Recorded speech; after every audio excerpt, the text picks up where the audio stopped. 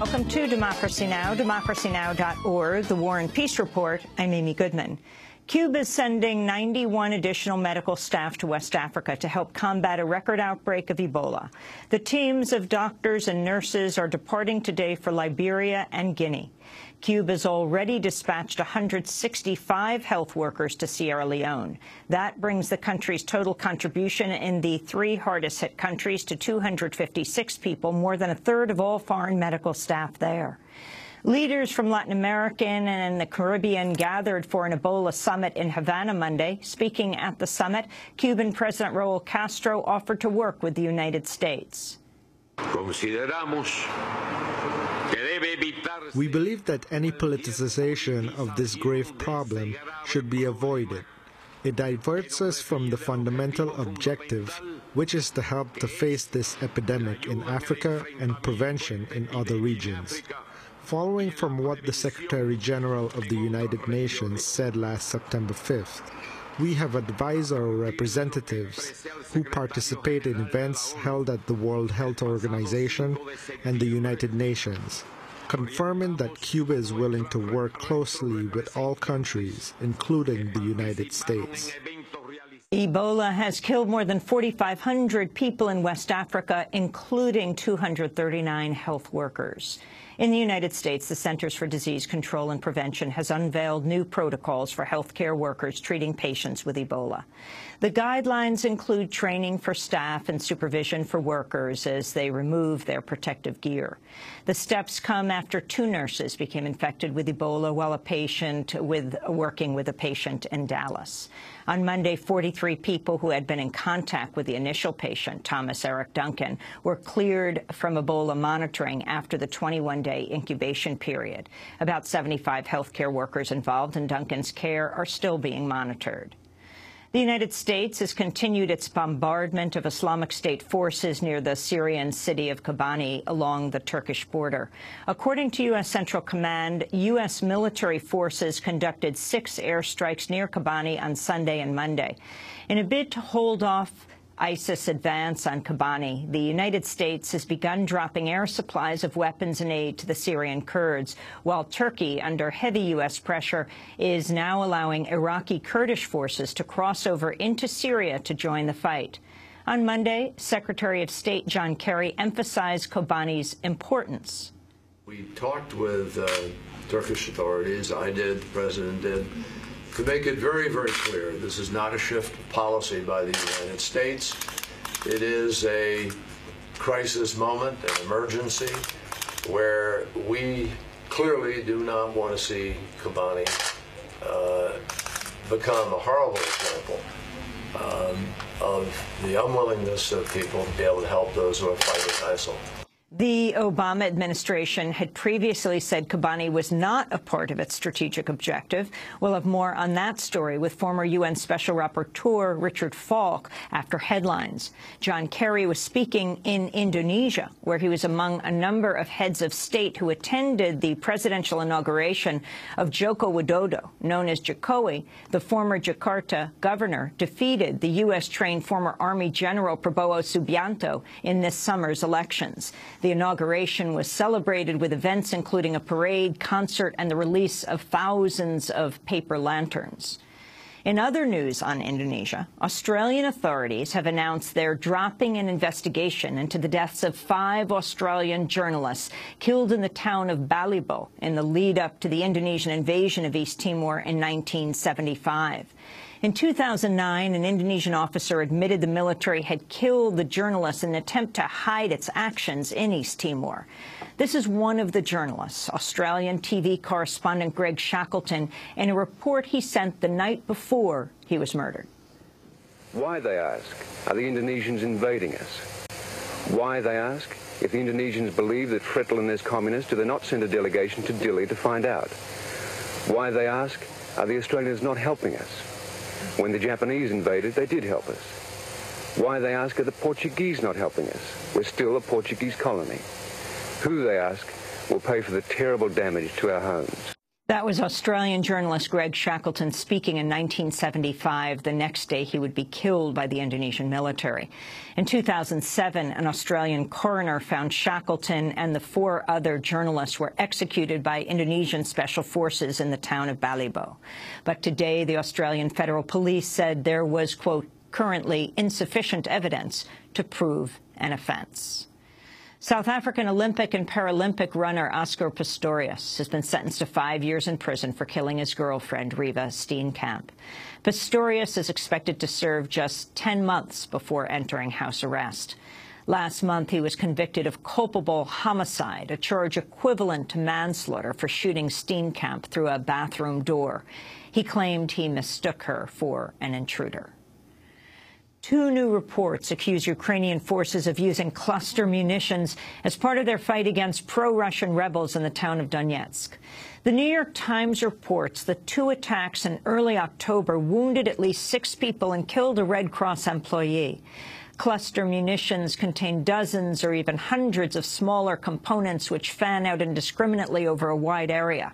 Many don't explode right away, effectively becoming landmines. Human Rights Watch says Ukraine's apparent use of cluster munitions in populated areas may amount to war crimes. The group said it suspects anti-government rebels have also used cluster munitions. Protests are continuing in the Philippines, where a U.S. Marine is suspected of murdering a transgender woman. Outrage has focused on the Visiting Forces Agreement, a decades-old deal between the U.S. and the Philippines, which critics say has been used to shield U.S. soldiers from punishment. Under the deal, U.S. Marine Joseph Scott Pemberton remains on board a U.S. Navy vessel while local authorities investigate the murder of Jennifer Loud, who was found in a motel bathroom where she was apparently drowned in the toilet.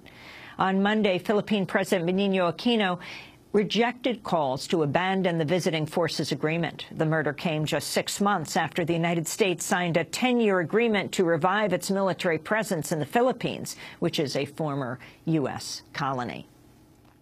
The United Nations warns sexual violence has become rampant in the civil war in South Sudan. Fighting erupted in December between forces loyal to President Salva Kiir and supporters of his former deputy, Riek Machar.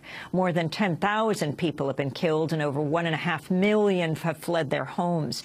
UN Special Representative on Sexual Violence, Zeneb Hawa Bangura, said sexual violence is taking place on both sides. Survivors and healthcare workers told me heartbreaking stories of rape, gang rape, abduction, sexual slavery, and forced marriage. Those who try to fight back against their attackers are often raped with objects instead. Some victims have even been raped to death. Victims include women, men, girls, and boys. According to the statistics given to me by the Juba hospital, 74% of victims are below the age of 18. The youngest victim they had treated is 2 years old. In Indiana, police have arrested an alleged serial killer accused of killing 7 women. Police say Darren Van confessed to killing a 19-year-old in a motel room and provided information that led to the discovery of 6 more bodies. At least 2 victims appear to have been prostitutes. Police suggested Van may have murdered other women in crimes dating back 20 years. The World Trade Organization ruled against the United States in a multinational dispute over the labeling of meat. The United States requires the disclosure of a meat product's country of origin, but Mexico and Canada have argued the rules harm their livestock exports.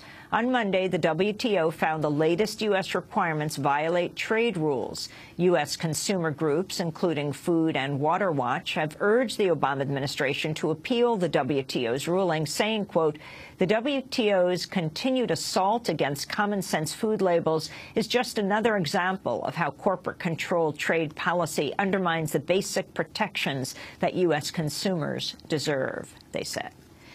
2 UN officials have called for the city of Detroit to restore water to residents who cannot afford to pay their bills, saying the city's mass shutoffs go against human rights standards and hurt its poorest residents. Detroit has shut off water to at least 27,000 households this year as part of a consolidation plan which residents see as a step toward privatization. Water bills in Detroit cost nearly twice the national average, while the poverty rate is 40%. During a visit to Detroit, Katerina de Albuquerque, UN Special Rapporteur on the right to safe drinking water and sanitation, and Leilani Farha, UN Special Rapporteur on adequate housing, met with residents and city officials. We met today with the mayor and city officials, and we are aware of measures that have been taken by the city in order to address the affordability, the water affordability issue. We are of the view that such initiatives are insufficient to ensure affordability of water and sanitation and adequate housing. We are concerned because African Americans who are living in Detroit and facing water shutoffs are being asked to make impossible choices.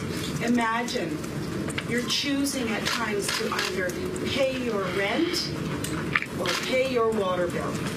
2/3 of households impacted by the water shutoffs are families with children.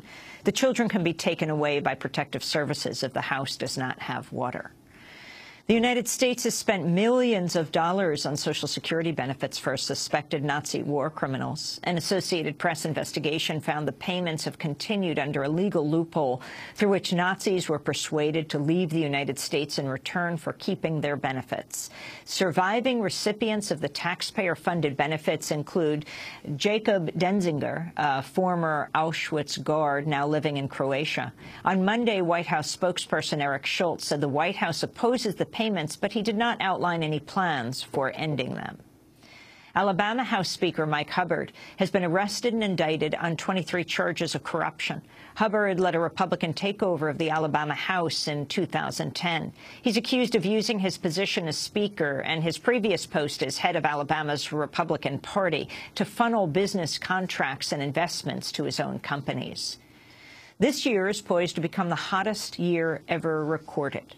According to the National Oceanic and Atmospheric Administration, 2014's on pace to either tie or surpass the current global record. Last month was the hottest September on record worldwide. Before that, both August and the entire summer of 2014 were also the hottest ever recorded. The climate change whistleblower Rick Piltz has died. Piltz resigned from the U.S. Global Change Research Program in 2005 and provided documents which revealed how the Bush administration was editing government climate reports to downplay the threat of climate change. Just days after the story broke in the New York Times, Philip Cooney, the White House official who made the edits, resigned to return to his former job as an oil industry lobbyist. Rick Piltz later started the Climate Science Watch blog at the Government Accountability Project. This is Piltz speaking in a video made by the Government Accountability Project. Working with GAP in late 2005, I started the Climate Science Watch project, watchdogging the federal government on how it's dealing with the climate change problem. You need people on the inside who will say, yes, this is what we were told. They all need a watchdog. Rick Piltz died over the weekend after a battle with cancer. This is Democracy Now!, democracynow.org, The War and Peace Report. I'm Amy Goodman. And I'm Aaron Mate. Welcome to our listeners and viewers around the country and around the world.